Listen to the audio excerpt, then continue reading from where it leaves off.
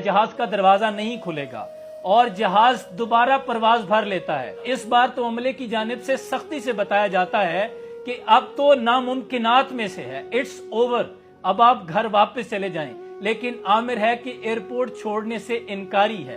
अपने रब की जात पर इस कदर यकीन था कि नहीं, ये जहाज मुझे छोड़कर नहीं जा सकता।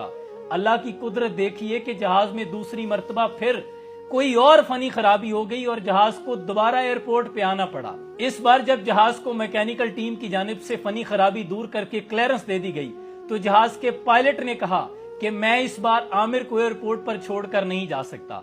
आमिर को खुसूसी इजाजत दी गई और बड़ी इज्जत और तकरीम के साथ जहाज में सवार किया गया और फिर जहाज तमाम आज़मीन हज को लेकर मंजिल की जानिब रवाना हो गया। इसे कहते हैं यकीन महकम।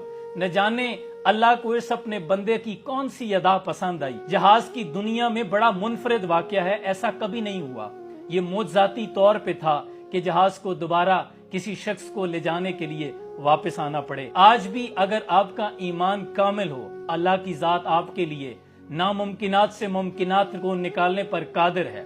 वो हजरत यूसुफ को कुएं से निकाल के मिस्र के तख्त पे बिठा सकता है। वो इब्राहीम अलैहिस्सलाम को नमरूद की आग में महफूज रख सकता है।